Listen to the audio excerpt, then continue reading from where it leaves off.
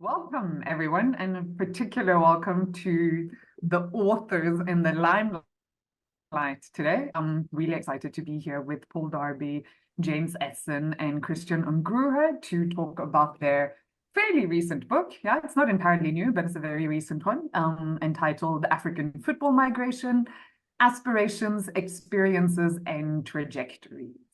So I'm really happy to be able to I guess wear two hats for this evening. I'm officially in the program listed as the moderator, but have been given permission to also function as a discussant. So I'm going to try and live up to both of those roles, at least in part.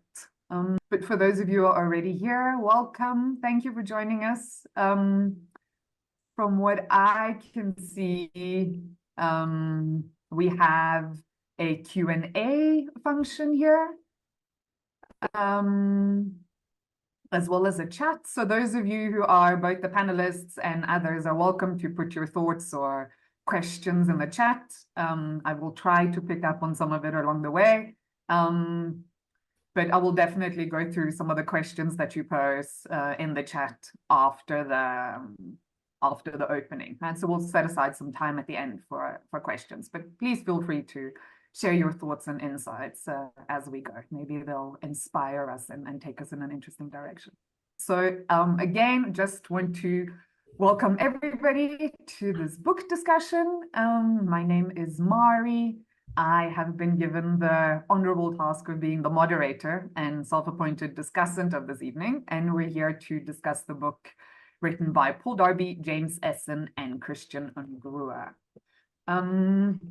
I'm thinking that the format for the conversation is that I will begin by introducing the speakers, and then I've taken the liberty of coming up with a bit of a summary and some of my ideas and questions around the book. So I think that'll be the first thing that we do. I'll say a few things about how I read the book, what I see as some of its strengths and possible weaknesses. I then have a few questions I'd like to pose to the authors, which I hope will take us into what promises to be an exciting conversation. And then towards the end, we're definitely opening up for questions from the audience. And then I know, as per usual in these Sports Africa live events, there will be a point at which we go completely informal and everyone gets promoted. So that's after the cameras have been switched off. So please feel free, everyone, to stick around for both the formal events of this evening and the more informal get-together. I guess that replaces the getting together in the pub afterwards. All right, so without further ado, I have recently read the book. I also read it about a year and a half ago, but when I was asked to moderate this discussion, I had an opportunity to revisit it, and I must say it was exciting and interesting to be reading this book. It's entitled African Football Migration, Aspirations, Experiences, and Trajectories. And I will list the authors and give them a brief introduction in alphabetical order. So most of you might know him, but Paul Darby is a reader in sociology of sport at Ulster University in Northern Ireland, and he leads the Centre for Sport and Society. So his research is in social sciences and the history of sport, and he has a particular interest in sport and migration and the role and place of sport in Africa. He's written another book, Africa, Football and FIFA, Politics, Colonialism and Resistance, from 2002, as well as Gaelic Games, Nationalism and the Irish Diaspora from 2009. He's a prolific scholar and has co-edited 2 books on football-related disasters and the role of sport in the lives of Irish immigrant communities. He's also been the editor of Soccer and Society and is currently on the editorial board. Paul's research has been funded by the Economic Social Research Council, the British Academy, the European Union, UK Sport, and UNICEF. He is joined by James Esson, who is a professor of geography at Queen Mary University of London, and his scholarship cuts across development, political, and population geography, and he has a particular focus on West Africa. So his recent and current research projects examine the relationship between global inequality and irregular forms of migration through sport. So the effectiveness of sport, art, and cultural programs in promoting environmental sustainability and social justice. And he is interested in sort of the application of children's rights in professional football.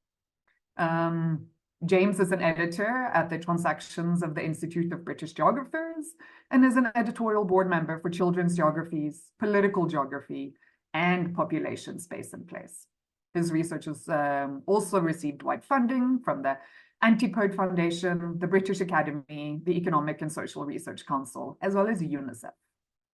And last, we are joined by Christian Ungruhe, who is a trained anthropologist who works with a strong interdisciplinary approach. And he has working experience in the fields of human geography, global history, sports sociology, and social anthropology. So in his research, he works with issues of migration and mobility in relation to youth, gender, sport, and inequalities, with a regional emphasis on rural and urban West Africa. He is a member of the research consortium Migration and Translocality in West Africa, which is funded by the German Federal Ministry of Education and Research. And in this work, he studies the linkages and dynamics between migrants' places of origin and destination to better understand the drivers, practices, structures, and processes of rural, urban, and cross-border migration. He has pursued longitudinal studies on young women's migration practices and impact on gender relations and women's social and economic participation in the West African region. He has worked at Aarhus University in Denmark, as well as at the Erasmus University of Rotterdam. So thank you again for joining us, and I look forward to this conversation. So this book, African Football Migration, was published in 2022, so it's a very recent book, and it was part of a series on globalizing sports studies.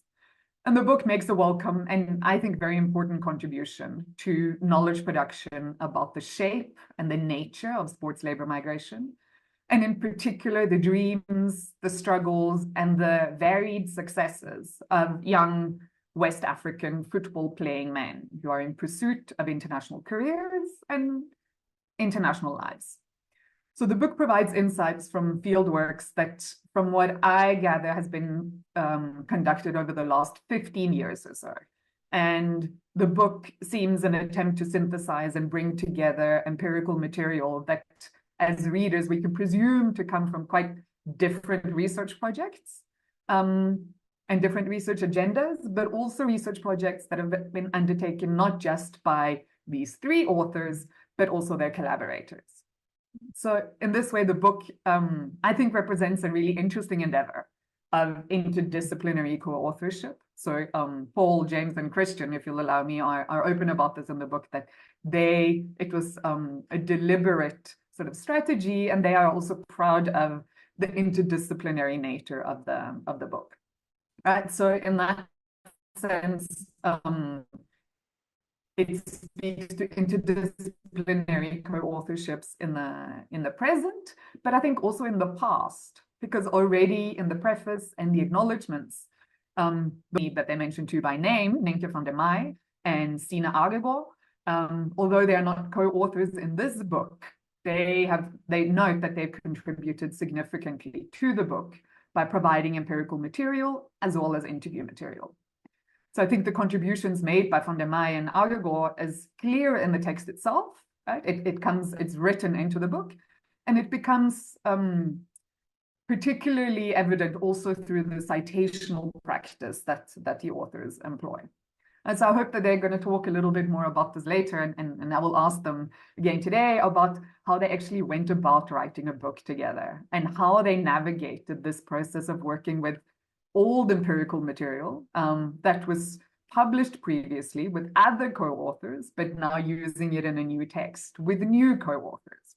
So I think what you're doing here in this book opens a space for talking about different forms of co-authorship and collaboration in sort of the within the demands of contemporary publishing. Right? So how do we represent the collective effort that our work stems from, because we're not that many people doing research in sports labor migration, and many of us have worked together in as intimate relationships as PhD supervisor and supervisee. So how do we sort of represent that effort and the fact that we have history with each other without denying the contributions of those who are not granted author status, but recognizing the effort, resources, and commitment it takes to turn ideas, conversations, and just loose debates into an actual full-length text. Right? So how do we represent the different labors and laborers in a way that's collaborative and caring, but also consistent and honors those who make the commitment to writing a full-length text? All right, so that's some of my observations and ideas around the authorship that I'd love to talk about later, but I do think the content of the book is where it is most valuable, so I'm going to turn to that. I think there's some very original and exciting contributions and empirical insights that are made in this book, and I'd like to spend some time going through the different parts of the book, highlighting some of the strengths and some of the weaknesses, and I hope in a way it can lead us into a conversation about what future work is possible, necessary, or complementary. And so the overall focus of the book is with migratory hopes, plans, journeys, lives, and experiences of West African men who have or have sought to migrate out of West Africa, and primarily Ghana, but also wider in the region. So out of West Africa to Europe, Asia, and America, right? In the pursuit of a career as a professional footballer. So it's a book about the dreams and lives of young men from post-colonial context who are navigating millennial capitalism in pursuit of becoming a somebody, or perhaps becoming a successful and heteropatriarchal idea of what a masculine somebody is, but we will return to some of those gendered questions later.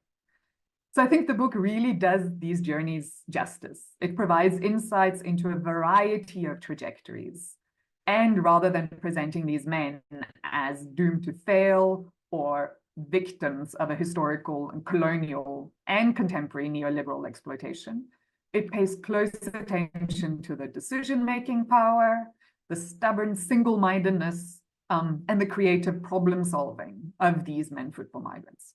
Importantly, the book also shows that despite carving out a life as a body commodity, as a person who is a commodity with bodily capital, these men are not inert objects, nor are they solitary actors. Right? Their familial and community relations are shown to play a key role in shaping their journeys, their dreams, and their disappointments.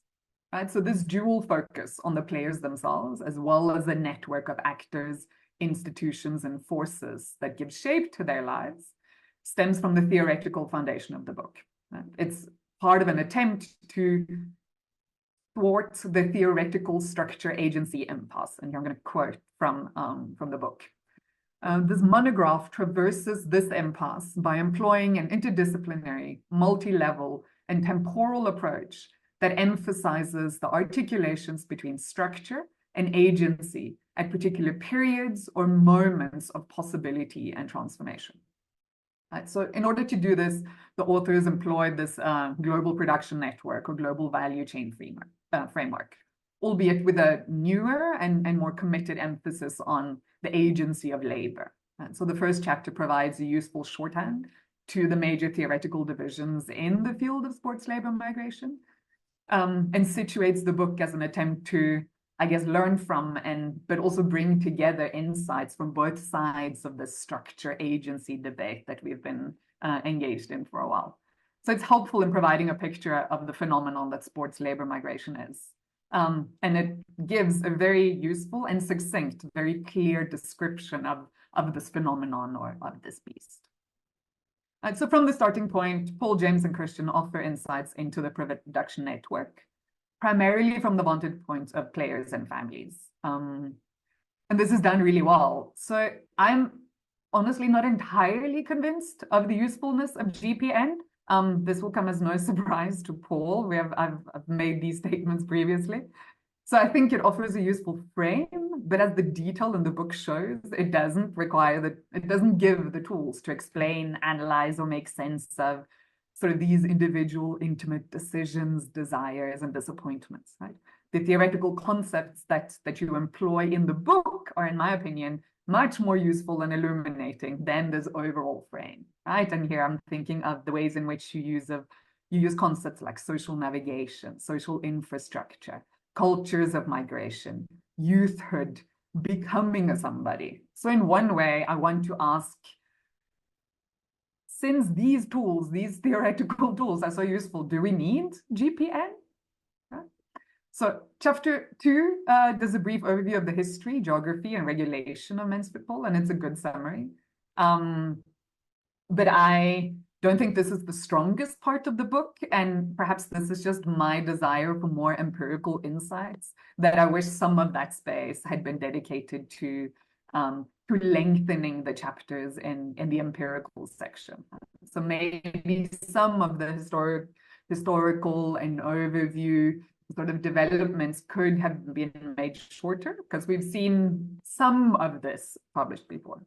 What I did think was really useful in chapter 2 was the focus on regulating migrations. Right? So it's a very good insight into the infrastructure that the players navigate.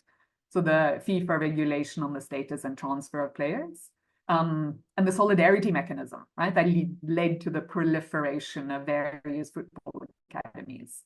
So I think this last section and the analysis using GPN could have been given more space. It's really useful and insightful analytical work. And I'm aware that I just rendered GPN not useful, but I think in this chapter, it could have been even more useful in terms of the regulation. Which brings us to, it's, I guess, for some people is the real meat of the story. Right? So chapter 3 marks the beginning of the presentation of the empirical or ethnographic material.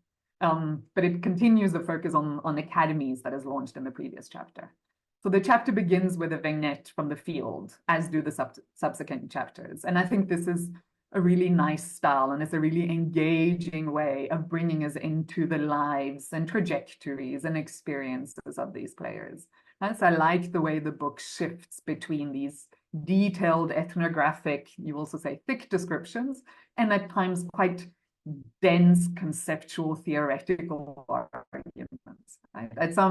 I'm guessing as I'm reading it who wrote which part, and I feel like I can sense some of your voices in the text, and actually find that really useful and exciting. Right? Like I don't feel like you felt too pressured to write with one voice, and I can see some of your stylistic and theoretical and disciplinary sort of locations in the text, which I think keeps it fresh and new. I really like that. Right, so I think what you do in these empirical chapters is really responding to the claim by Thomas Carter that many books in sports labor migration didn't actually have any people moving through them, right? So there weren't people moving through space. You do that very well in chapter 3 and in the subsequent chapters. There is no doubt that the people are at the center of this book. So it will not come as a surprise to you that when we start getting into the empirical material, my primary concern is with the androcentric and sort of gender evasiveness of some of the language. Right? So the starting out nodes are presented as if they are not gendered spaces, or if the actors and players that move through them are not gendered beings. And so all the material and the analysis presented considers men's football academies. And while I understand, and you mentioned previously that you had intended to do women's football, but for reasons of COVID-19 couldn't, I'm still curious about sort of some of the gender dynamics that appear in these starting out nodes. Did you come across women? How many women? In what roles did they play? And from what I've heard from others, there are also academies for women, so it could have been useful to have some of that information, or at least more comment or analysis of how these academies as schooling or educational institutions, both in terms of formal education, but football education, also are training spaces in masculine norms, right? While there is also a changing gender balance in education with a clear preference for girls being sort of promoted and recruited into education. So I think I would have liked to have seen a deeper gender analysis in this chapter. As in my own work, education was always in opposition to football. There was never a way in which education gave access to football or enabled it. It was all, and you bring this out later in the book as well, but there is a comment on page 67 that you say that schools do provide a kind of recruitment arena into the global production network of football. So I was curious about this and hope you can say more about it. Chapter 4 gives an insightful overview of the history of post-independence football and kind of the emergence of this export orientation and the kind of paradoxes of this football infrastructure that seems set up to send players out as export material, but where a number of intermediaries benefit from them circulating internally, and in many ways setting up a system where they stagnate or they make it difficult for players to leave. And here I'm thinking of the intermediaries who deal with cards, right? So you talk about how this produces or restrains out migration, and you follow it with an interesting discussion around involuntary immobility. Right? So, and I think that term and your use of that concept really illustrates the depth and expansiveness of migratory aspirations, even beyond football. Right? Here you also start this language, or you use the language of small boy and big man as a way in which to talk about who the important and reliable and successful figures are, but also the academies. Right, the fact that the Colts or the junior leagues are for small boys, and there's certain of the bigger sort of senior clubs that are put together by big men. I think this also could have had more of a committed gender analysis, right? As the use of men in these phrases is not, I don't think it's coincidental, right? It also signifies something about the gendered power relations in football. And then, so we come to chapter 5, and here I get a little bit obsessed with this concept of becoming a somebody, which I thought was a really exciting and interesting phrase, but also such a cool concept or frame for understanding what it is that these young men are trying to do, right? So I really appreciated that phrase and the way in which you use it throughout the book. So this desire to become a somebody animates the lives and the focus of these young men, right?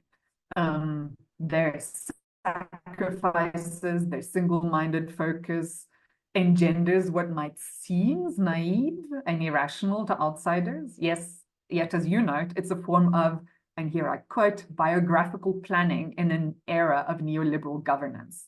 It's a process of individual and social becoming.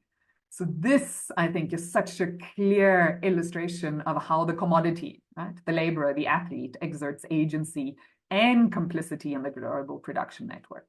It's a really good analysis of the very rational and seriously considered battle between education and football, in which football tends to win out, rather than an irrational and naive choice made by foolish youths. The authors show how the decision to pursue football over education is a well-considered and logical outcome of a loss of faith in the promise of education. Right? So rather than silly, naive, or irrational, youthful decisions, you offer a good nuance on this. Right? So as entrepreneurs of the self, these men are crafting their own futures in a clear expression of neoliberal conduct. Right? They style themselves as embodied products. So the second part of this chapter focuses on speculative reciprocity. And I think that could have maybe been a chapter on its own, as it kind of takes a little bit away from the previous argument. So there's clearly a relationship between speculation and wanting to become somebody. But the emphasis on family relationships and strategies brings the discussion of the latter into a whole new terrain. I think it seems like this chapter sometimes pulls in two directions. Each could have been given more attention and been given a chapter on their own. I think they're both interesting enough. So the first could have been about individual rationalizations, and the second about household and family rationalizations, right? Although that does again pick apart the individual from the rest of the sort of the communities that they belong to and the rest of the production network. So I think there's a similar battle for attention in chapter 6, right? And where the focus is on luck, spirituality, and racism.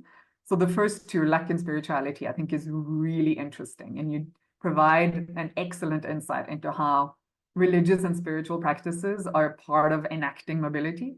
And so trying your luck is an expression of agency, in the same way that protecting your boots or never leaving them alone is an expression of agency. So this really speaks to my own research, where praying daily was seen as being as important as training, right? So that kind of, and I refer to it as a transcendental sort of locality. It was and ritual, right? So just as important as resting, eating, sleeping, praying, and engaging in different kinds of spiritual or religious activities.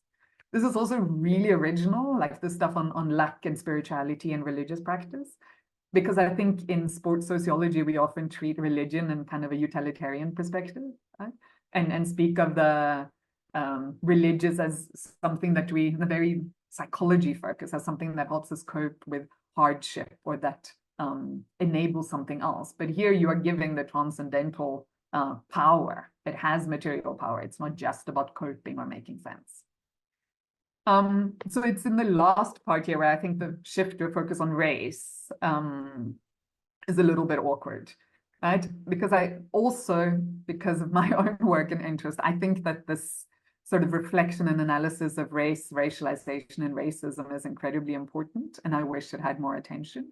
But also because there are sections in chapter 6 and chapter 8 that I think could have been pulled together with this to sort of paint a clearer picture, both of the systemic, institutional, and sort of individual experiences of racism, and then with the players' responses to that, right? Like how they style themselves in response to, or how they felt in response to, or how experiences of institutional or sort of very clear outright moments of racist abuse may have changed their trajectories, right? So I think those sections, they're parts of chapter 6 and 8 that could have brought together. And because they are the way that they are, I'm wondering, they seem, the sections on race seem a little bit like they are an afterthought or a slightly awkward addition. But I really like the way you clearly illustrate how race is materialized through the self-charismatization, right? So racist stereotypes or racialization becomes a material reality because they're seen to be true, but it takes conscious effort and a significant amount of risk. Okay? So I think this is, I really like the emphasis on how the players engage with racialization, sort of the materiality of race and racism. But I think some of that pre-existing racism could have been included to create a fuller account. But what you do in focusing on kind of the self-styling is that you again avoid this painting a picture of young men as hopeless victims of racism when they come to Europe, right? So again, you do a good job of showing how they engage, their agency, and their sort of freedom to believe, reproduce, throw away, ridicule, right, or perform in line with these racist stereotypes. So chapter 7, navigating liminality in foreign football industries, is another empirically strong and original chapter. I think it does a very good job at highlighting that migrant football careers are not simple and straightforward journeys from African academies to European top clubs, which I think many of us also have tried to show, but you give it wonderful detail. So you provided detailed insights into typical and unconventional trajectories, right? And kind of illustrate how this idea of a start to finish production network doesn't apply when it comes to football, right? There's no simple journey. Football journeys are circuitous, complex, and transnational, right? There are numerous stops and starts, and players continuously start afresh, find new journeys, find new careers, and find new starting points.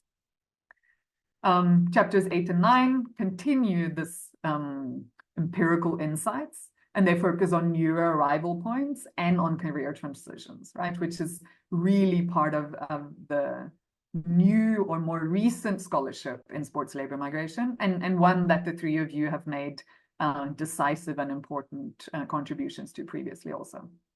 So this makes a welcome continuation to moving the center away from Europe and away from merely focusing on those few short years that it's that's a professional football career, even if you are most successful. So I would have happily read book-length versions of both these two chapters.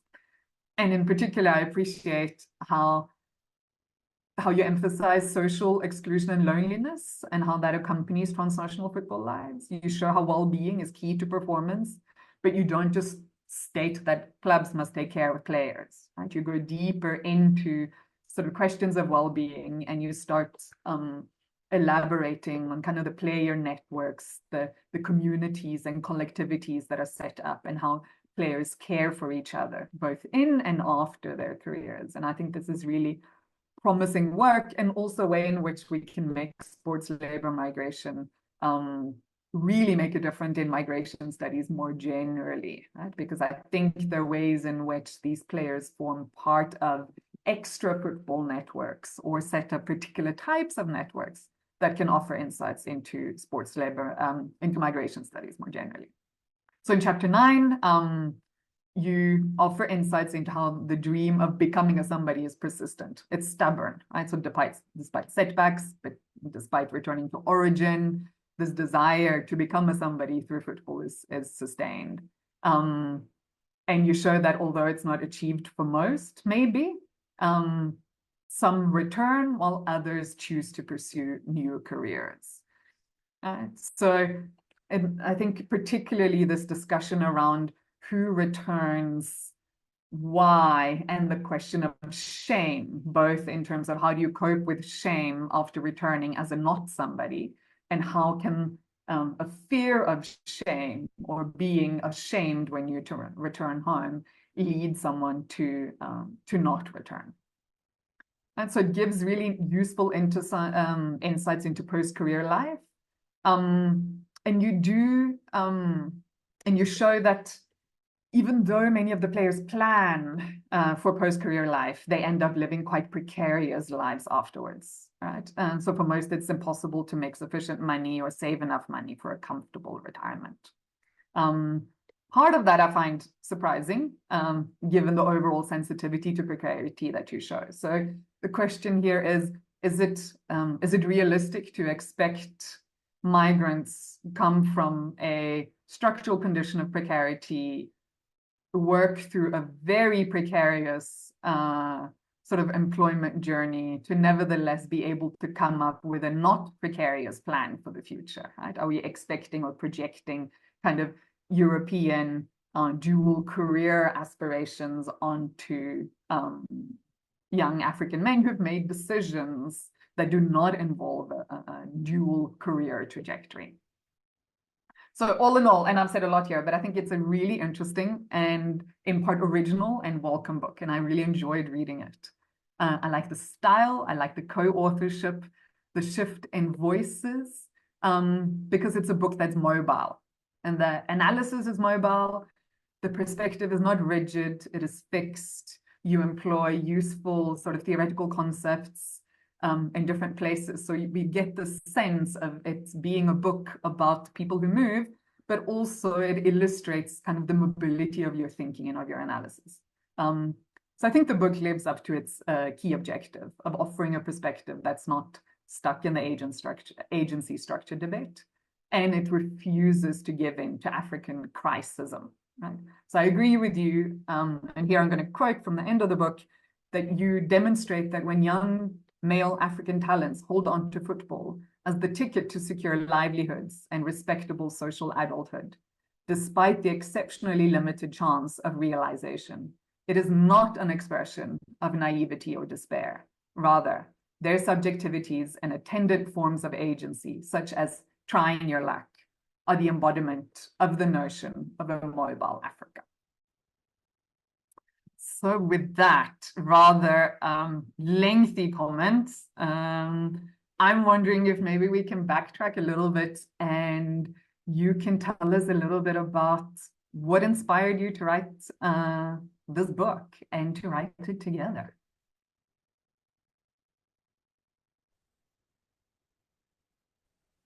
Yeah, I'm happy to kick off, James, and then Christian and James can follow. And I suppose first things first. I mean, thanks for your careful reading of the book. Is really much appreciated. Some really insightful comments. At times, it made me wish that you were a co-author at times. Thanks also to Gerard for and Tarminder for the very kind invitation to to talk about the book, and also to everybody who's on the call. I mean, I don't know what time it is where all of you are, but we really appreciate you giving up your time to engage in a conversation about the book with us. But in terms of I suppose how the book came about, and how we subsequently collaborated with one another. I mean, you probably know that each of us have been working on various projects over the years. My own work has, I suppose, stems back to my PhD, which was focused on the place of African football within the context of FIFA politics, and I sort of developed an interest in as part of that in the migration of African footballers to the European game. And I think my first article on this topic was published way back in 2000, and that makes me feel quite old. But I've kind of continued working in this field since then, including with some of the other people who are on this call. But in terms of how the three of us came together to write the book, I suppose our paths had crossed at conferences, and we were aware that each of us was conducting field work in Ghana, focused around football migration and football academies. So we kind of help one another occasionally in terms of maybe access to participants or access to academies. And we were obviously aware of one another's work as it was developing. I mean, I'd followed Christian and James's publications fairly closely. I mean, not least because they both made some, I think, justifiable critical observations about the orientation of some of my earlier publications. So I suppose we've been indirectly sharing ideas and different perspectives well before we started working collaboratively on the book. But I think it was around sort of early to mid 2017 that James and I started talking about the possibility of writing a book that sought to capture the sort of whole career trajectories of African migrant players, from their involvement in youth football through to their recruitment into academies, their moves overseas, and of course their post-playing career lives. And you know, as I think is clear in the book, this is not to suggest that players have linear careers. I mean, it's quite the opposite, as the book illustrates. And we were also interested, I guess, in exploring the experiences of those who didn't make it, and who experienced either involuntary immobility or who had quite truncated careers abroad. So we approached Christian to come on board, to add his anthropological perspective and his insights, particularly into the experiences of African players in Europe and in Southeast Asia, both during and after their playing careers. So we put together a proposal. Manchester University Press liked the idea, and shortly after that we got the contract, and that really set us off in terms of the book project. And we had planned to do some additional field work, not least to incorporate the experiences of female footballers who were pursuing or who had produced transnational mobility. But COVID essentially got in the way of all of that and limited our opportunities to adequately incorporate the experiences of gender into the book. And I think we've been fairly upfront about that in the preface to the book. So I think it was probably the beginning of 2020, not long after the COVID outbreak, that we really knuckled down in terms of the writing process. And I mean, as you alluded to, Mary, at the outset, that this was a fairly collaborative process. We already had the chapter outlines in the proposal. We revisited these before we started the writing process to agree in the broad thrust of each of the chapters. And we also made some decisions about who would lead on particular chapters. And obviously, Mary, you know our work quite well, and I think you've been able to detect who took the lead on particular chapters. But one of the other conversations that we had was about the extent to which each of us had empirical material that would fit quite well within those chapters. So multiple chapters were then shared, and we would meet and discuss these before we started the editing process.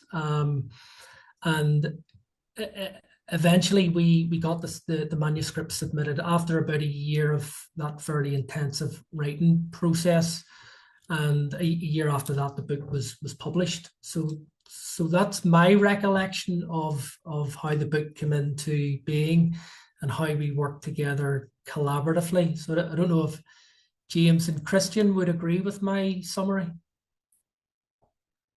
Yeah, no, I think that's a very nice summary that excludes any of the tensions and challenging conversations we had over that 2-3 year period. I guess the only thing I would add at this point, just to almost reiterate a little bit what Paul said, is that, you know, for me, well, first I'll start with Christian. So I actually came across Christian's work in a non-footballing context. He had a paper around 2010, I think, Symbols of Success. Success, is that the name of the paper, Christian? It's not about football. Yeah. It's about mobilities, it's about aspirations, it's about why young people are doing what they're doing. And I read it and thought to myself, this guy really knows Ghana. Like, he really seemed to have a feel for what young Ghanaian people were doing. And then I came to find that Christian was also working in football. So the opportunity to work with Christian for me was amazing. And Paul is a very humble guy. But, you know, when you first start looking at African football migration, especially in the West African context, there is one name that everybody turns to, and it's Paul Darby's work, right? So for me, it's an opportunity to work with colleagues that I just really admire their scholarship, you know. And I'll also be honest here and admit that I think Paul and Christian, their skills conceptually, empirically, methodologically counteract my limitations, right? So when you talked about the book and some of the issues that you saw in certain chapters, I could think back to conversation when Paul and Christian were like, James, I'm not so sure about that.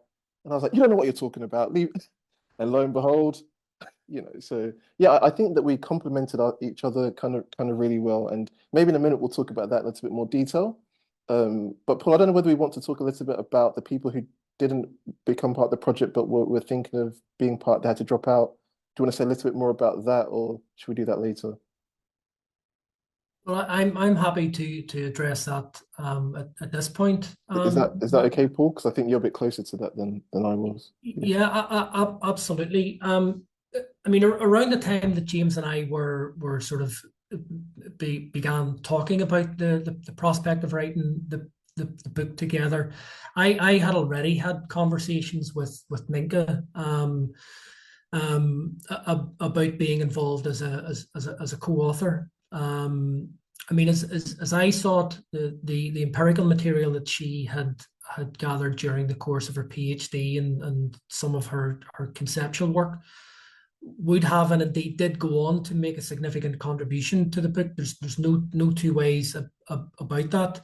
But without divulging too much in terms of personal circumstances, Engh decided, after we had actually put together the proposal, Engh decided that I think working in academia was not necessarily for her, and she didn't see the value in investing more time and effort and maybe having to work with me for a little bit longer.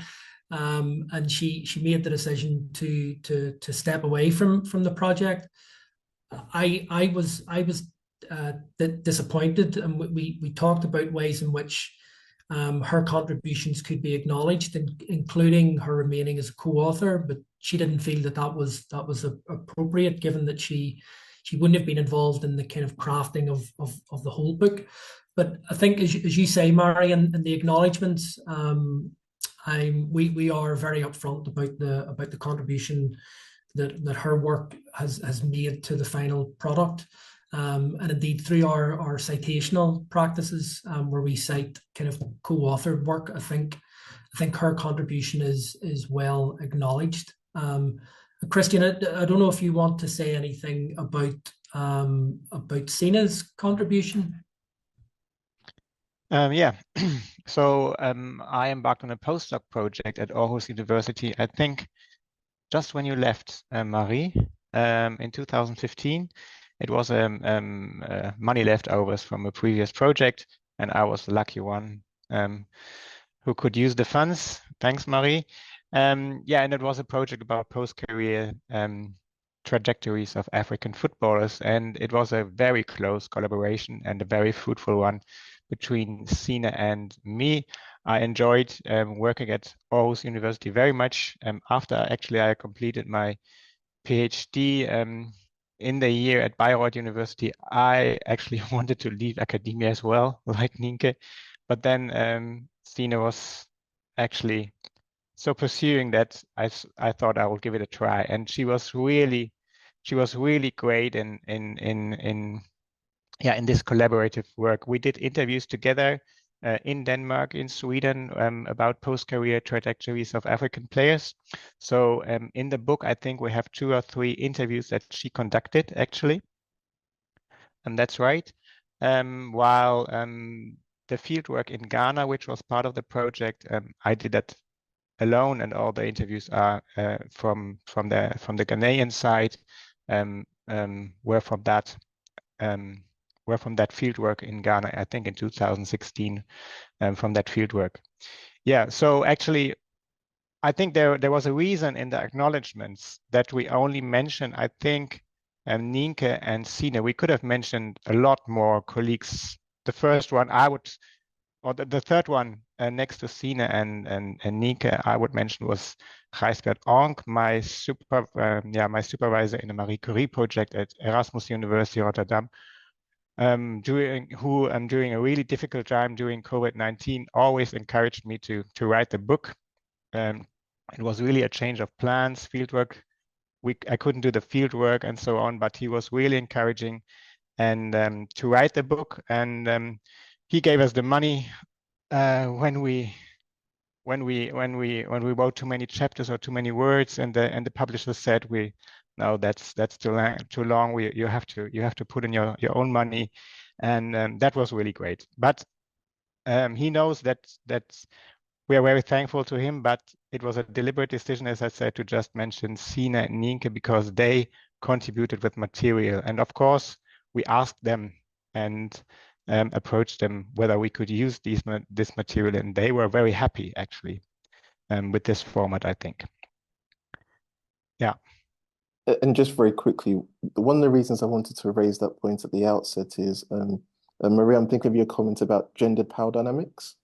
You know, this idea of a book with 3 men listed as the co-authors and all the hidden labor that went on behind the scenes. So that's why I thought it was important just to give a moment just to acknowledge and reflect on the fact that, yeah, the flip side is that we don't have this conversation, and there might be people who misinterpret what we did in terms of how the working relationship went. So Paul and Christian, thanks for clarifying that for the record.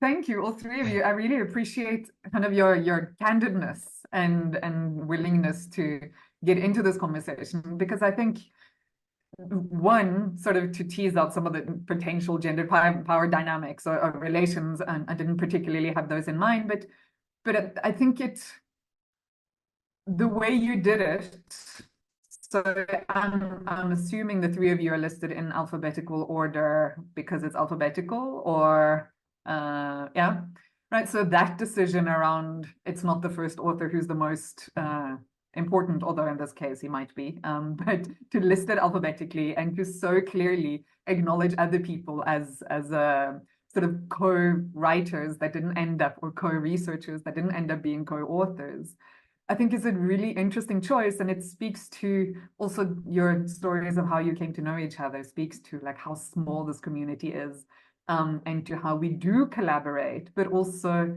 the importance of finding ways to collaborate in ways that aren't about competition, right? Like, so when I introduced, all three of you were talking about who has funded your research. And that is like applying for third-tier funding and getting funding is some of the most intense competition there is. So I really appreciate this effort to be collaborative, to mention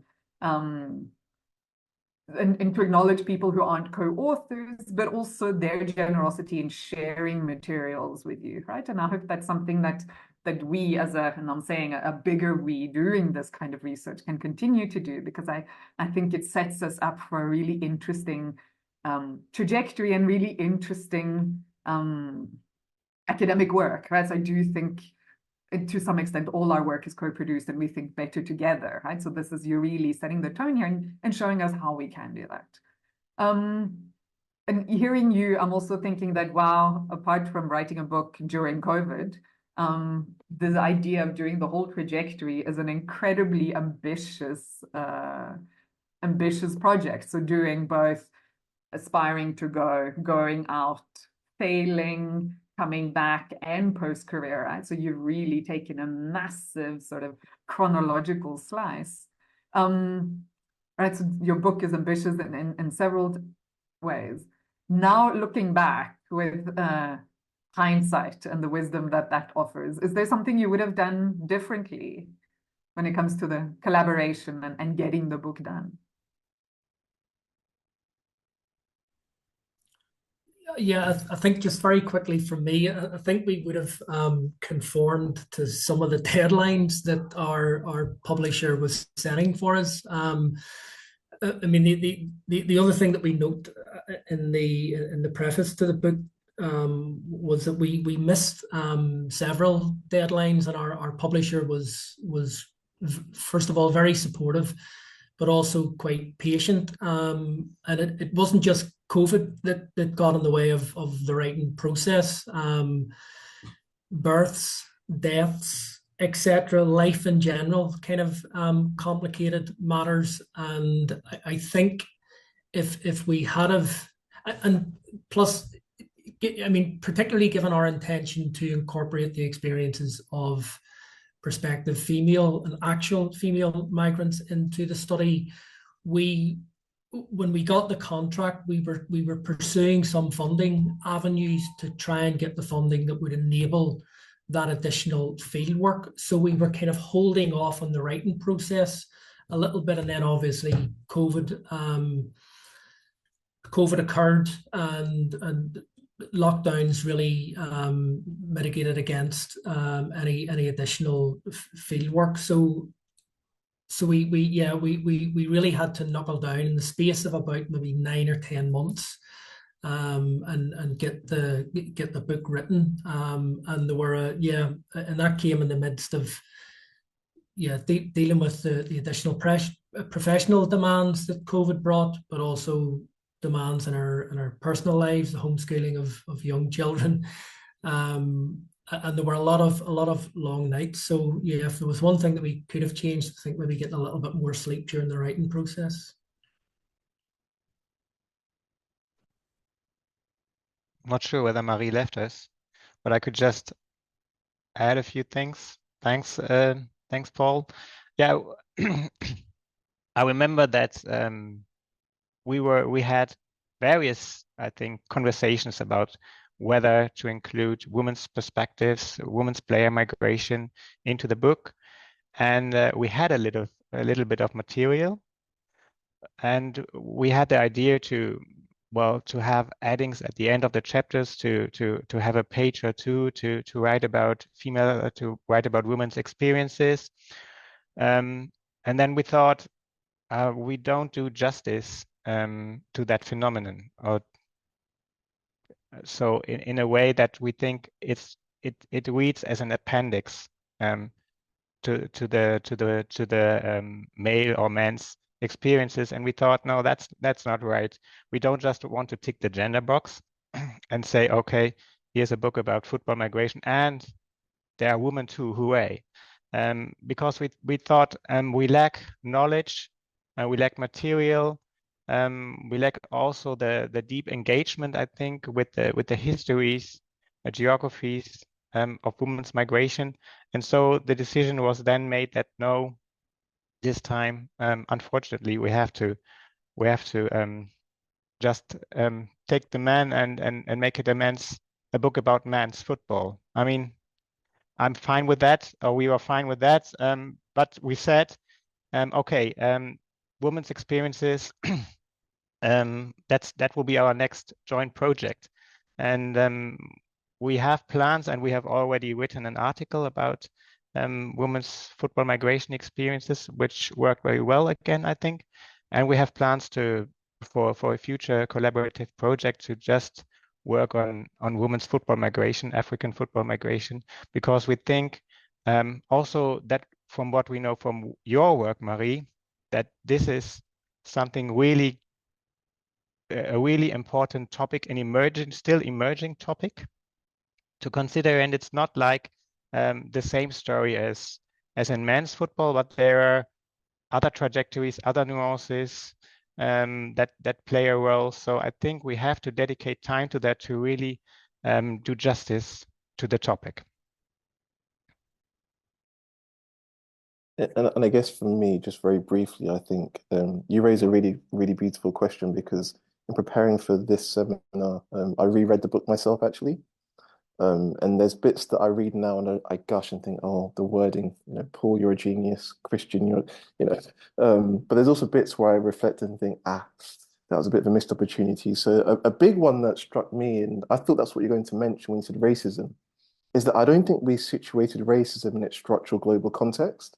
So, for example, we didn't think about sport migration as a part of racial capitalism, for example.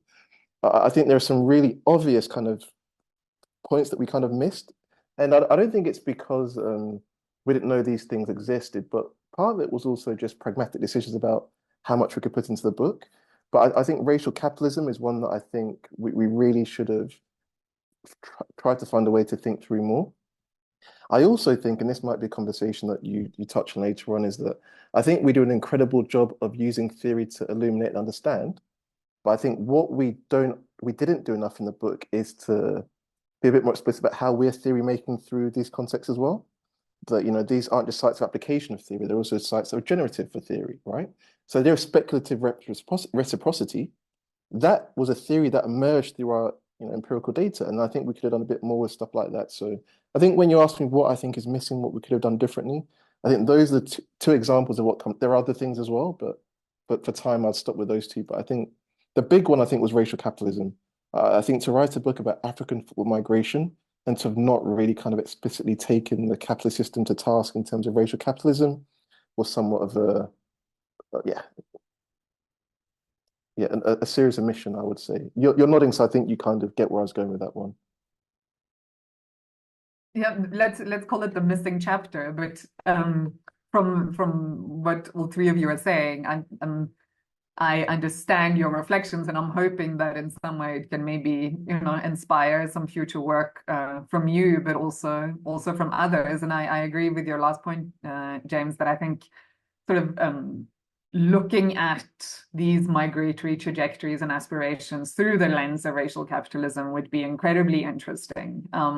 Also because it would definitely bring something new to sort of the way in which we have been trying to account for or make sense of sort of how players themselves engage with sort of the racial regimes and scripts in Europe, right? And as you bring out, they are different, but the same in Asia, right? So I think racial capitalism will offer both kind of that bigger perspective and an opportunity to look at some of the micro. And of course, I fully understand that you didn't do women's football. And what you were saying, Christian, I really appreciate as someone who's done work on women's football migration, that you didn't include it as just an appendage, as an afterthought, as let's write a whole book and then we'll dedicate one chapter to women's football migration, right? So I appreciate that it is a book about men. I think maybe there's something in language sometimes that we can get better at saying this is a book about men, not just the generic person. So I think part of my comments were also just around wanting maybe more gender analysis of men's gendered lives, because I think you do at points, but I'm hoping maybe a future work will be more around sort of becoming a somebody as a masculine journey or a masculine pursuit also. What kind of masculinities are produced or idealized, or yeah, because I think there's some places that it's not just a becoming a somebody. It's a very clearly gendered somebody that I would like to see in the future. So I've got many questions that I want to ask you, but I'm not the only one who gets to ask questions.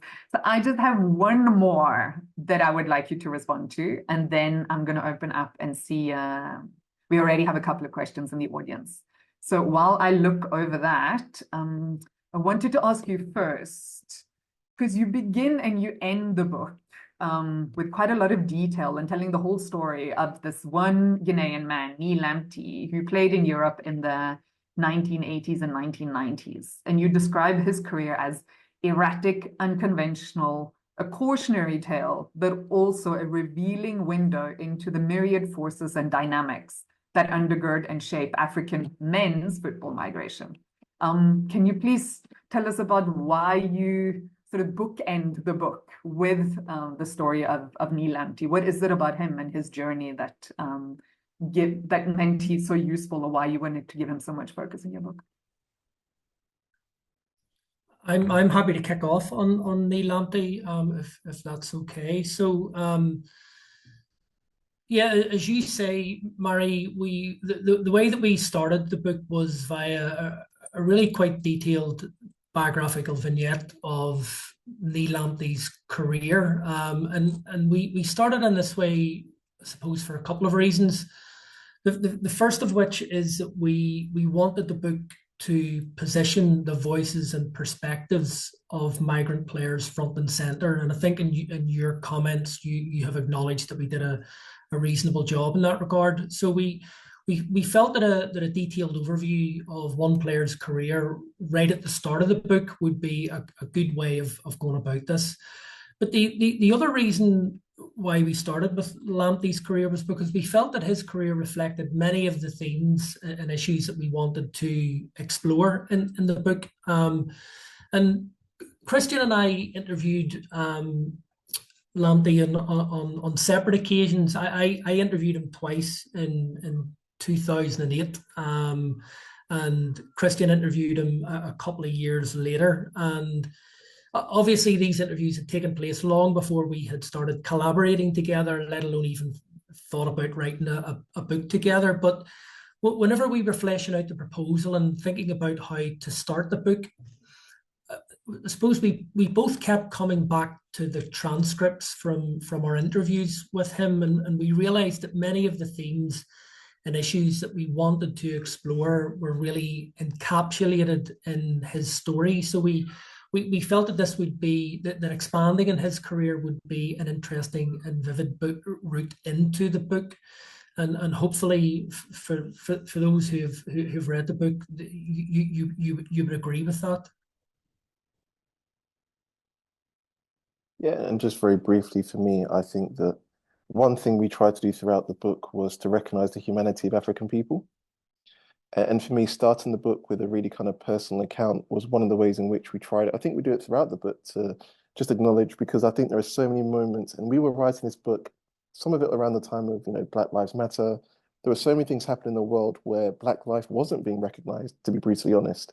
And I think we wanted to write a book that kind of, in our own small corner of the world, looking at football migrants in the context of Africa, to just kind of recognize the humanity of African people. And I think Engh Lamptey's story does that in many ways. There's highs, there's lows, there's successes, there's failures, there's heartbreak, there's treachery, and I mean, there's all kinds of stuff. But it's a very human story, right? And I think, and the final thing I'd also say is that it's a story that ends with hope. Like, it doesn't end with Engh Lamptey, kind of downing tools and saying, screw the world. It ends with him trying to set up an academy to educate and improve the lives of young people coming forward, right? So, and we can get into conversations later on about whether the academies are a good or a bad thing, that's fine. But just to reiterate, I think one of the key things we wanted to do was to make it quite humane. And just to wrap up here, I think one of the things we also want to do with the book was to conclude in a way that, of course, we want to tie things together, right? But that also tries to show how these things are a little bit non-linear in a slightly weird way. So we started with Neil Lamptey. You think you've entered this end of the story, but actually you come back at the end and here he is again, right? So again, it was quite playful, I think, in that sense. But Paul Christian, I hope that you think that's a fair reflection of some of the things we were thinking about when we included Neil Lamptey's story. No, that's great. Thanks. I don't have to add a lot, I think. Just that I think with starting and ending with Neil Lamptey, we also deliberately set the scene actually for the book, meaning that we talk about the subjectivities or put them in at the front of the book and how we wanted to approach the topic. So having one person as an example throughout the book actually speaks to the various people we have interviewed or accompanied throughout our researches and that feature in the book here and there in the various chapters. But I think, as you said, Neil Lamptey features, I think, probably in all the chapters and all the empirical chapters. And not least, I think, because his story, I mean, it is well known. Also, he was quite a media subject, but also I think he embodies the ambivalence of being a very highly skilled and promising player while facing all the precarities from failure of career success to racialization to problematic post careers, but then, as you rightly say, James, never losing the hope. So I think his example encompasses all of it, and we thought that this was just a beautiful example to start and end the book.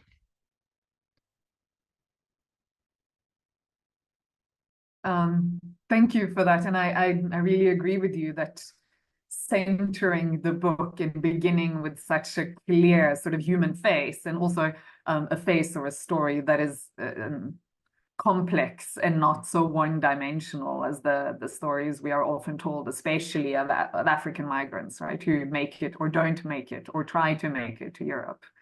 And I think it's also a really nice hint or sort of insistence, perhaps, that the trajectories aren't linear and we can't limit our analysis of sports labor migration and our view on this phenomenon to the success stories, right? Like we so easily get caught up in the big five leagues and telling, when we use these exemplary stories, we tell the stories of those really successful ones. And you mentioned some of the big names, only you mentioned them, but almost as part of it, yes, but that's not the majority of sort of the players. That is not the reality for most players. And I really appreciate that, because I appreciate that critique of this linear, there is one route, there is one wanted outcome that this whole process is set up against. And it also makes for really good sort of starting points in the global south, right? That aren't one-dimensional stories. So I really appreciate that.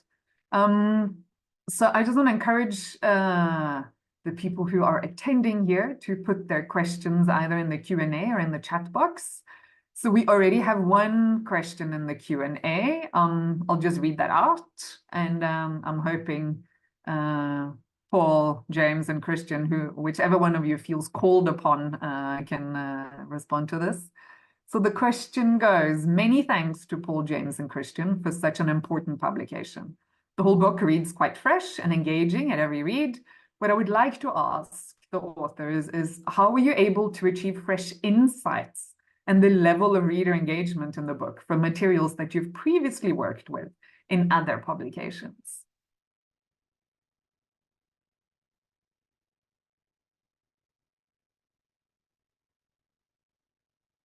I don't know if any of you feel that's Actually, I didn't get the second part of the question.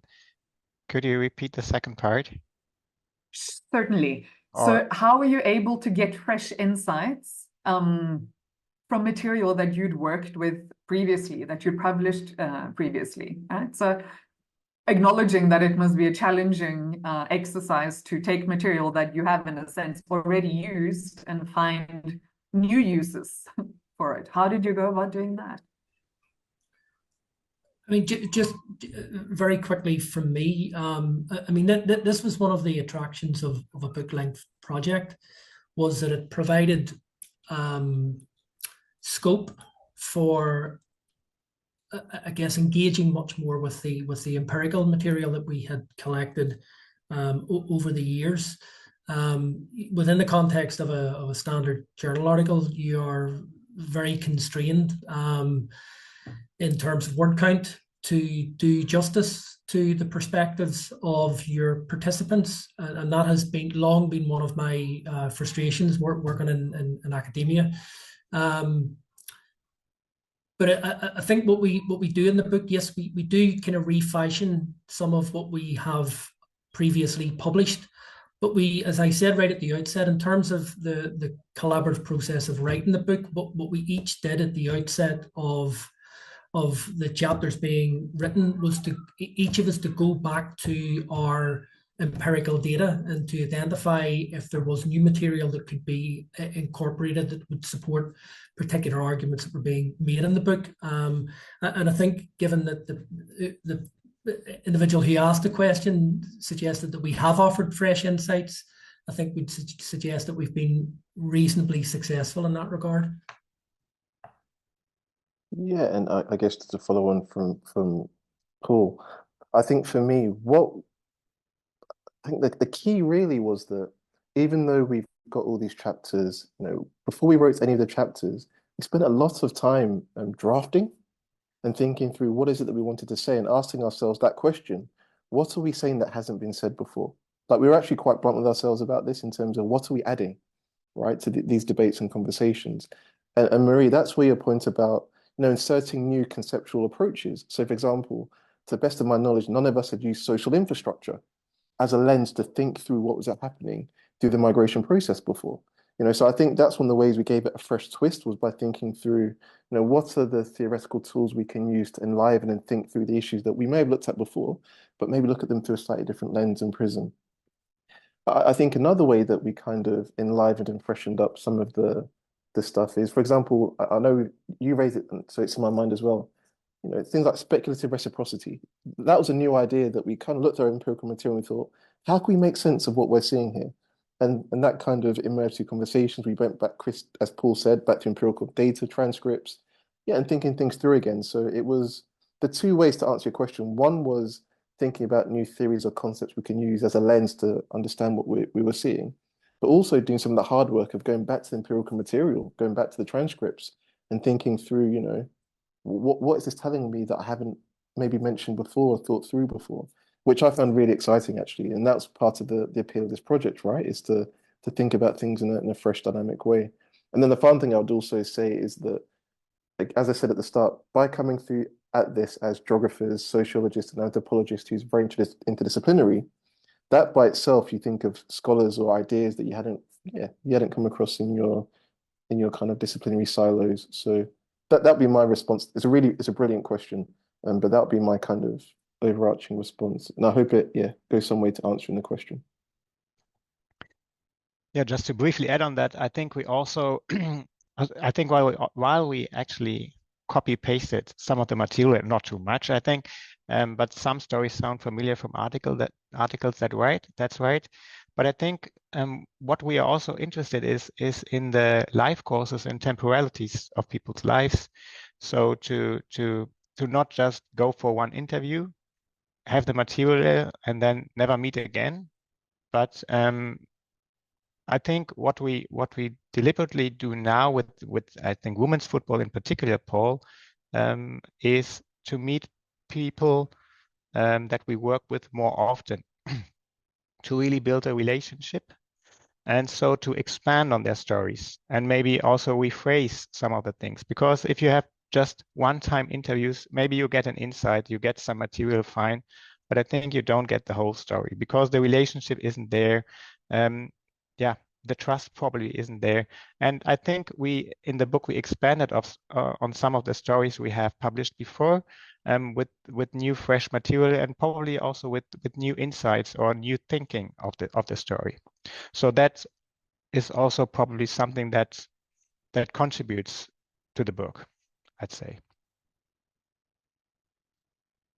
Thank you both for that really good question and for your responses. What I'm hearing is you pointing to sort of time and collaboration, right, as important elements that can sort of reinvigorate our writing, right? So both returning to material that you thought maybe was used, or just returning with a new you, but also really the benefit of working together with new people and applying sort of new concepts. And I think it's pretty obvious in the book, sort of the interdisciplinary exchanges, right? And that kind of returning with new disciplines, with new concepts, really allows us to squeeze a little bit more or get more out of the hard work that you put into getting the interviews.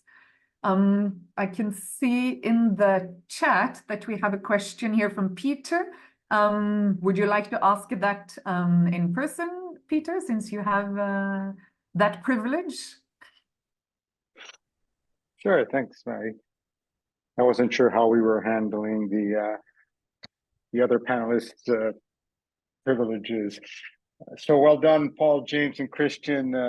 Really enjoyed reading your book. I learned a lot from your work.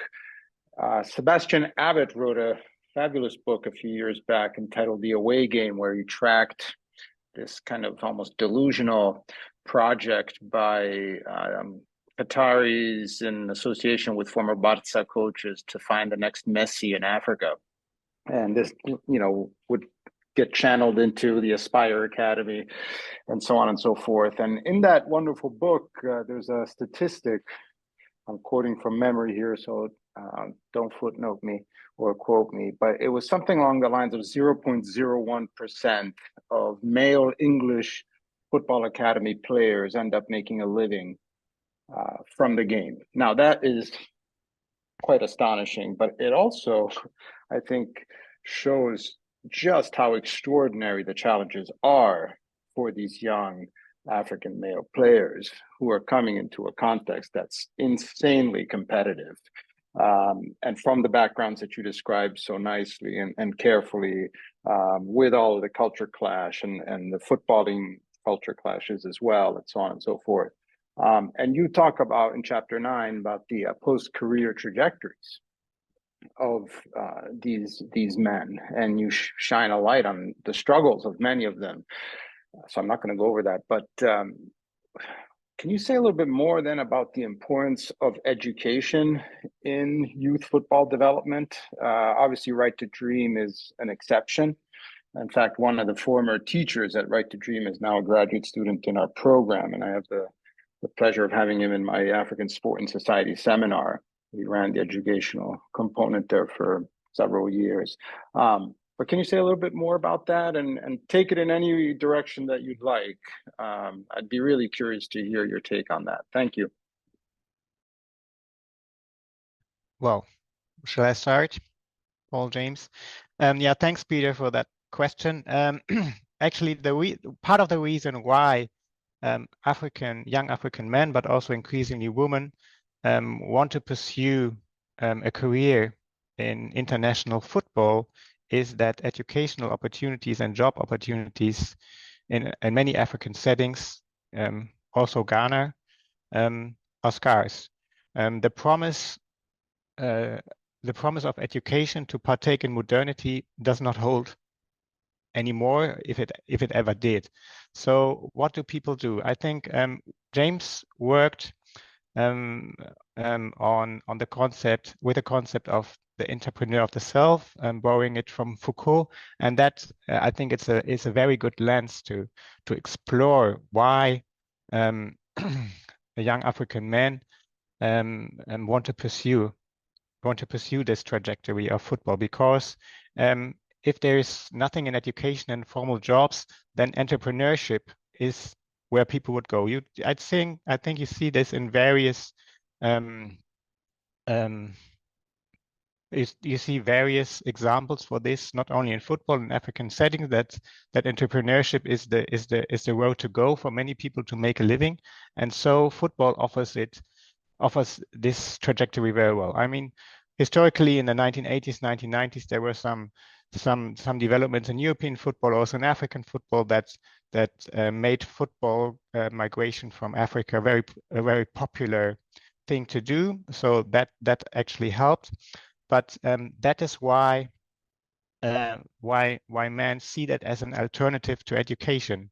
Now, I don't think that football can replace education, but I think it's really problematic to say, or it's really problematic that education has so little promise in job-wise in African settings.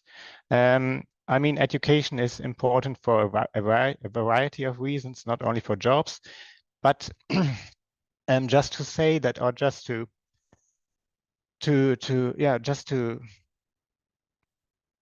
say that education is the key, education is important, and we have to do education. That wouldn't really change the game, I think. I think it is really important that there are academies who stress on education for various reasons, but I also think that the business of football, the global football economy has to change. And I think I can come back to Marie's initial question from the beginning also, asking why we can expect from young African men to invest in post careers at a young age. Yeah, that's right. Probably they don't have the vision on the one hand to see what is in 20 years after their careers will terminate. But also I think while they have to stress on their careers to make it in European football, they really have to invest in becoming a successful footballer, because there is a lot of club change. They're on loans. They can't go to a language school for 2 or 3 years because they change places so often. They have contracts that don't last a year. So that's really something that's not favorable to pursue dual careers. And so that is really an obstacle for their livelihoods after their careers. So I think the global football economy, not only for African players or for migrant players, but in general, I think, given, and there's another figure, 25%, for example, in German football, 25% of former professional players in German football live on social benefits after their careers. Given that figure, you see the need that there is something lacking in the global football economy when it comes to education, or for future jobs to have alternative livelihoods. So, but I don't have a simple answer to your question to how we can pursue this. But I think it's football governance bodies in the first place, it's clubs, it's agents who have to work on this. Peter, if I could just chip in as well, I think you raise a really important issue, an issue, as Christian says, for the global football industry, not just what happens in the context of African football academies. And I suppose it's an issue about the quality of the educational provision, and the extent to which it can become meaningful in the lives of young aspiring football players. And the second thing is around, I suppose, the extent to which young football players who find themselves embedded in football academies, who are clearly very talented football players, as a consequence have obviously invested an inordinate amount of time in the development of their athletic or football related identity. And as a consequence, when they are exposed to opportunities for education, many turn away from it. And in some senses, the industry also encourages football players young football players to turn away from education. I mean, Chris Platz's work, who has explored educational provision in English professional football, his work demonstrates that there is a culture within football academies in England, probably less so today at the elite levels than there has been previously, whereby engaging with education on the part of an academy player is seen almost as a player lacking commitment to the pursuit of their football career. So young football players are placed in a very invidious position as well by the nature and quality of the educational provision that's on offer within academies. Yeah, and very quickly, I think Christian and Paul have touched on some important points. I'll take it in a slightly different direction just to wrap up this really brilliant question. Is that you raised an important point that the majority of young people are never going to make it in football as professional footballers, right? I promise you that when you speak to a young boy in Ghana, they don't care about the ones who have failed, because in their mind, they're going to be in that 0.001%. And that's the really scary part. The really scary part is this idea that I'm going to make it at all costs. And it's scary and also quite inspiring in a weird way, that self-belief. But also just to wrap up another point is that, Paul and I have done some amazing work on children's rights in sport, and maybe we can talk about that in a minute later on, looking at what clubs are actually doing in terms of education provision. But to Paul's point, and something that we've all kind of touched on so far, is that clubs are in the business of producing players, first and foremost. And I think there needs to be a shift in terms of realizing you're dealing with human beings, as I've kind of hinted before. And I think that's the shift that needs to happen in the football industry. Right now, clubs will say the right things, a smart player is a good player, right? They'll say all the right things. But deep down, their aspirations are to produce the best possible player at all costs. And as Paul and I have known looking at our work, and Christian as well, clubs young players refer to themselves being sacked from clubs, when they're released. Paul, when we did our project, people talking about wastage, in the sense that, some clubs will have one superstar player and they'll have 20 other kids in the book just to play that one superstar player, knowing the rest of them are never going to make it, right? So there's some really problematic behaviors in the football industry, and links back to a point about racial capitalism and all this. We could be here all day, right? But I think you raised a great point, Peter.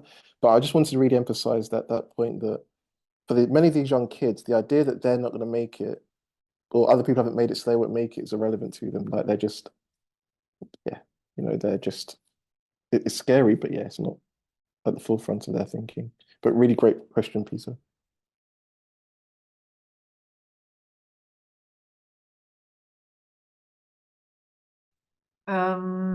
So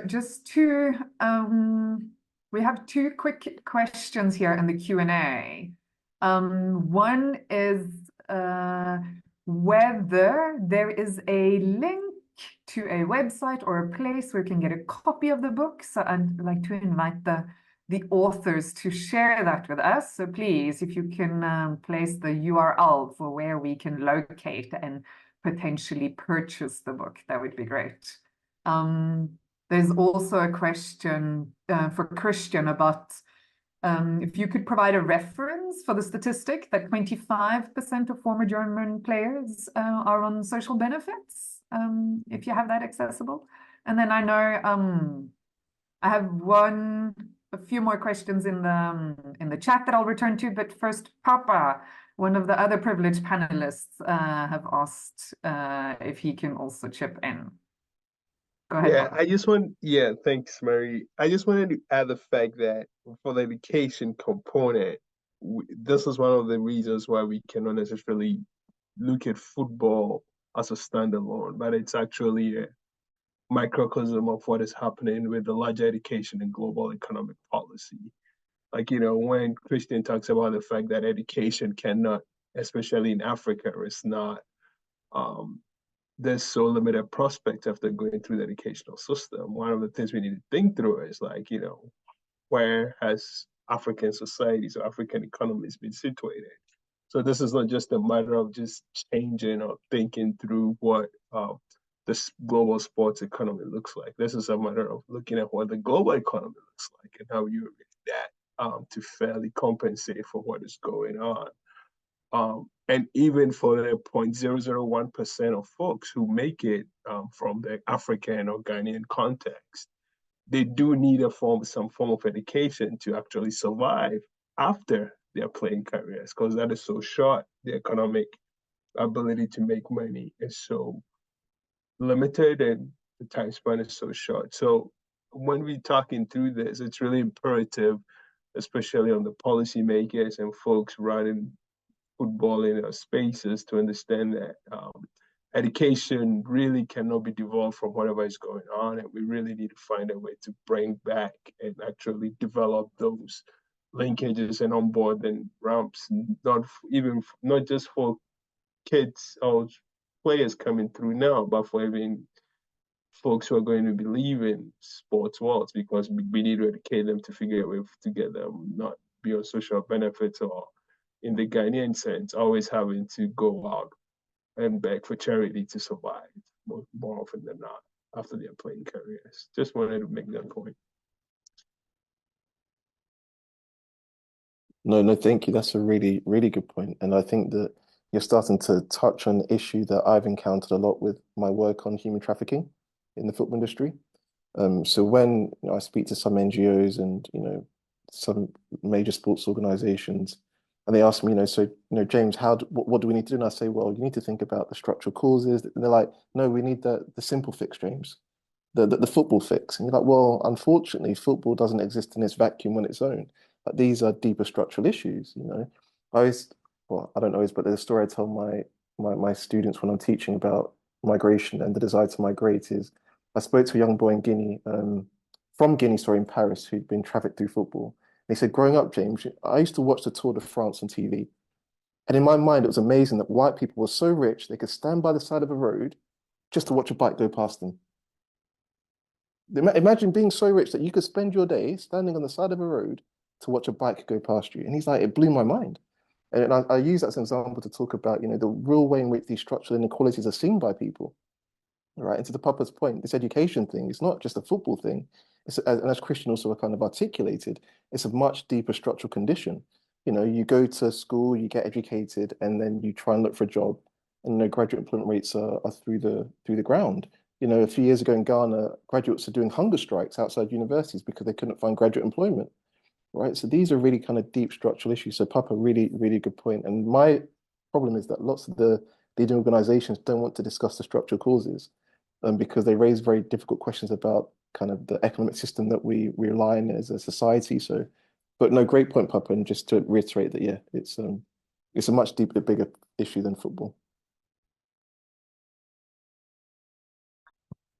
So we have a question that's been posted in the chat. But before I turn to that, can I ask either Papa or Gerard to share some of the links and posts made by Peter in the chat, because he's provided some references to other interesting work that I think could be of interest to not just the panelists here, but also the wider attendees. Peter's shared a list of sort of related work that those who are engaged in this conversation might benefit from having a look at. So if the Sports Africa account could maybe post those so that they're accessible to everyone. Thank you. All right, so then we have 3 questions, in fact, from Kutsebi Sowa. And they say that they've not yet read the book, but very happy about hearing about the focus on Nilamti and that it really caught their attention. And the 3 questions are, first, what are the economic implications of African football migration for players and clubs involved and back home countries in terms of youth development, infrastructure, and opportunities, as well as the families who depend on the footballers? And so the first question is about the economic implications for players and clubs, and in particular, clubs at home, and I would presume sort of making investments in youth development and infrastructure.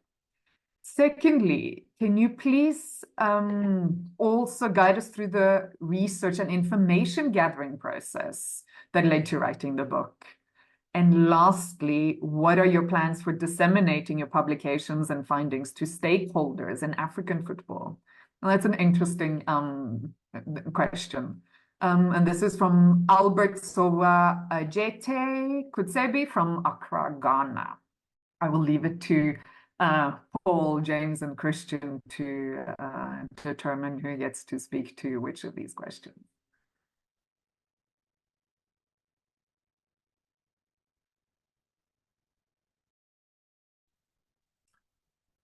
I'll deal just very quickly with some of the questions around the economic implications of the trade.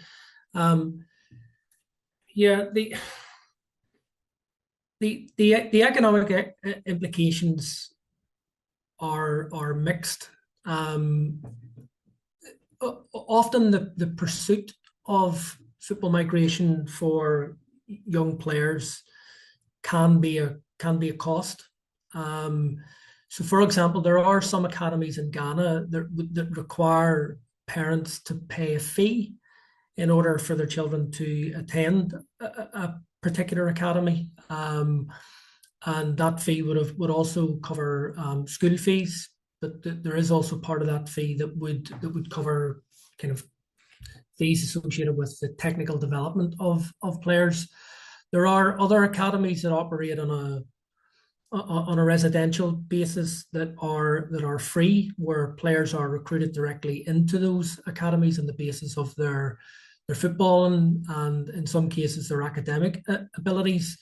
And there are significant financial implications of players who are recruited into those sorts of academies and their families, because of course, if responsibility for caregiving, for attending school, for school fees, for feeding children is taken on by an academy, this obviously lessens what might be considered to be the burden on families to meet those sorts of costs. And I think it's one of the reasons why families often view the opportunity for their children to attend the football academy quite favorably, because there are financial implications. But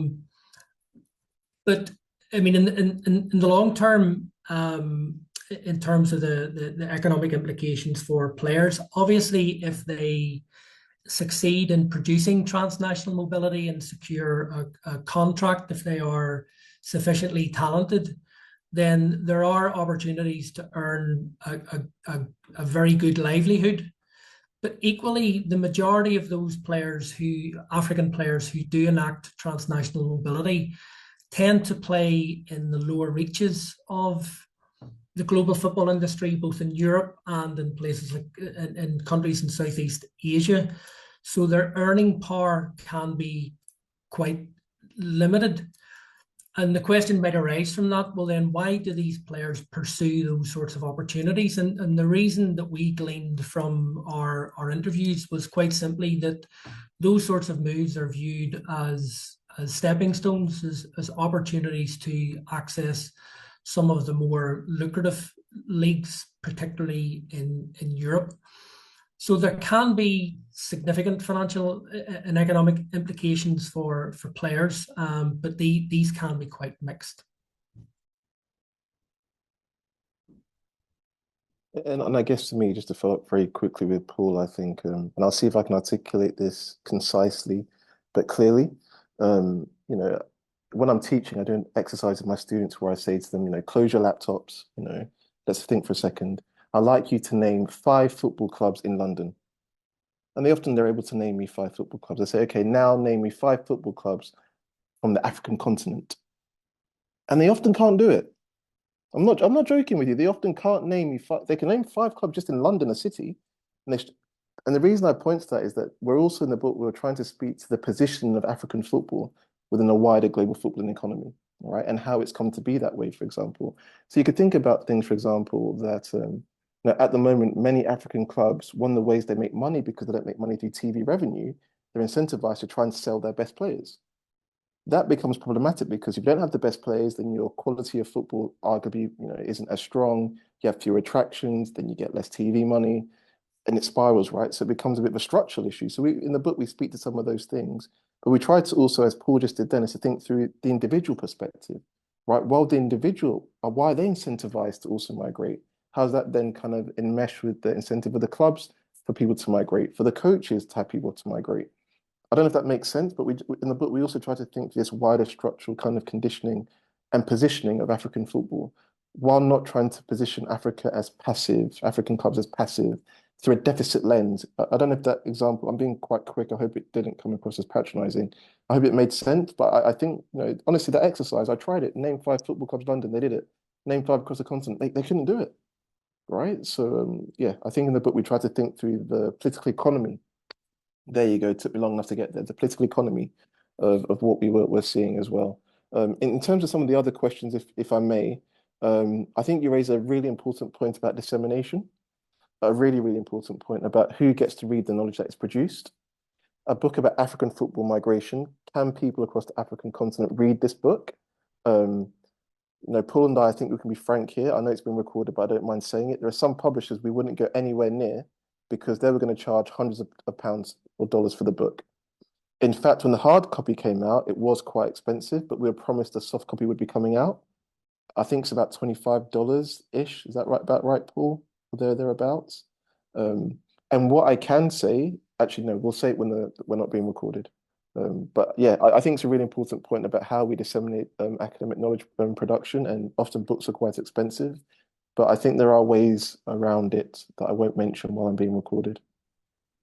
Well, I'm happy to be less circumspect, James. But we have approached the publisher and asked very directly whether or not there would be an opportunity to make the book available open access, precisely for the reasons that have been suggested, to enable, I guess, greater dissemination, particularly in African context, because we want to see the reach of the book really kind of resonating with football administrators, with policymakers.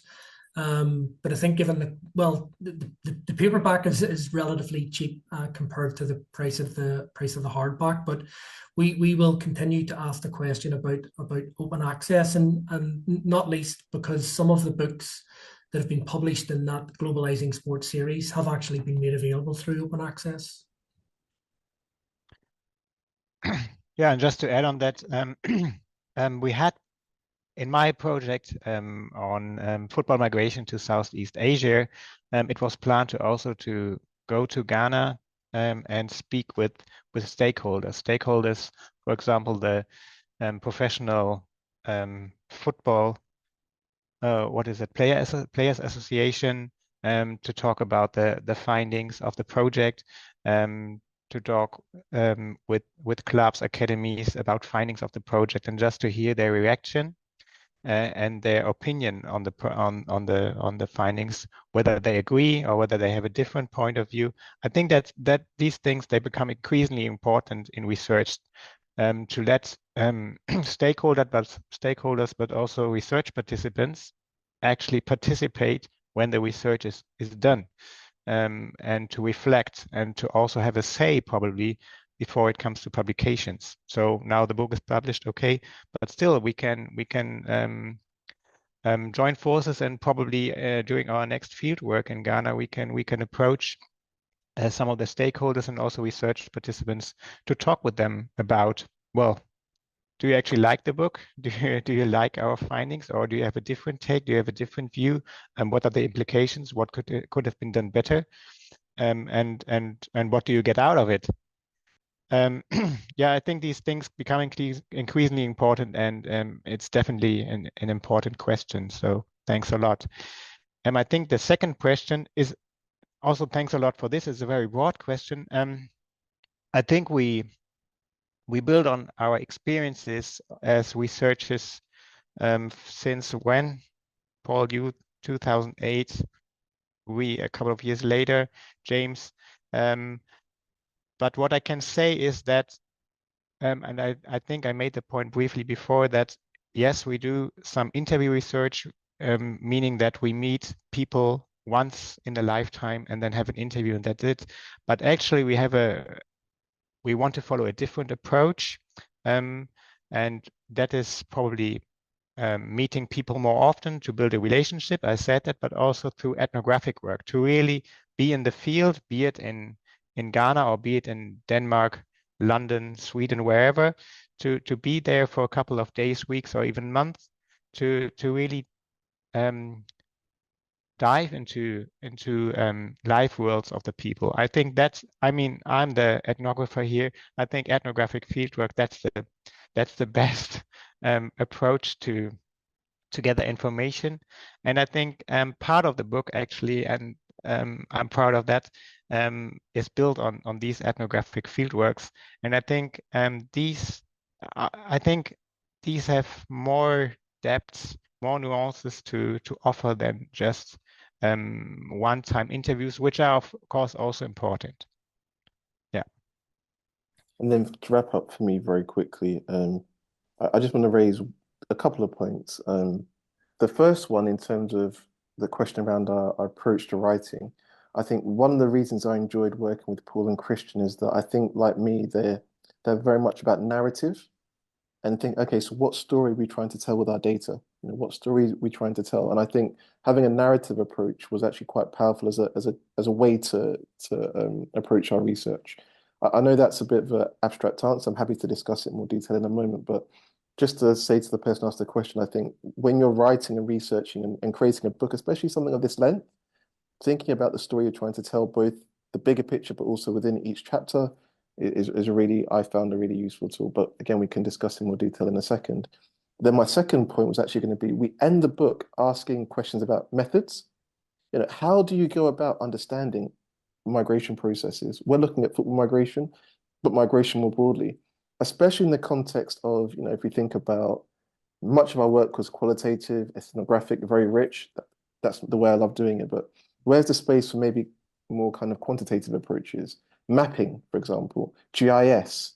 You know, we're living in a world of artificial intelligence. So we started to ask these questions around methodological questions. How do we go about understanding the life worlds of migrants, in this context, sport migrants? So I think this question also raised another question in my mind that's more epistemological, about how we produce knowledge, right? Now, how do we go about understanding migratory processes, especially all migratory processes are complex, but we're looking at in the context of sport, whereas we discussed they're non-linear. You know, they happen sometimes early in the life cycle, sometimes a little bit later. I mean, yeah, how do you go about making sense of that complexity methodologically? So I think your question also, I think, starts a conversation around that, perhaps we might have later on. But yeah, really, really good question. And the final thing I'll just say to Christian's point about going back and showing the research, 100% agree. I've actually sent copies of the book to some of my colleagues and participants in Ghana. So yeah, I won't tell you what they thought of it. But yeah, so a really good point, Christian, that there are pragmatic ways that you can make the knowledge circulate. So unfortunately, I do believe we have exhausted the time allocated for the formal aspects of this event.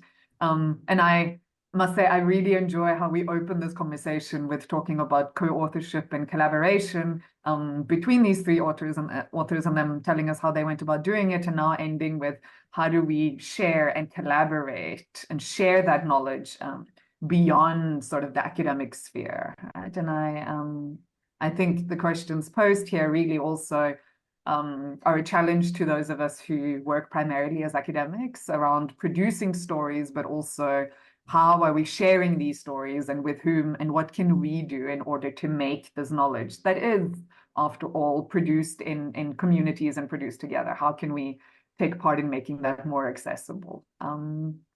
With that, just want to say thank you to Paul, James, and Christian for doing this and for allowing me to sort of wear two hats to offer some critical questions and insights. I really enjoyed reading the book and hanging out with you guys today. So with that, I think we come to the end of the formal program, and I believe this is when the after program drinks session begins. So thank you, everyone.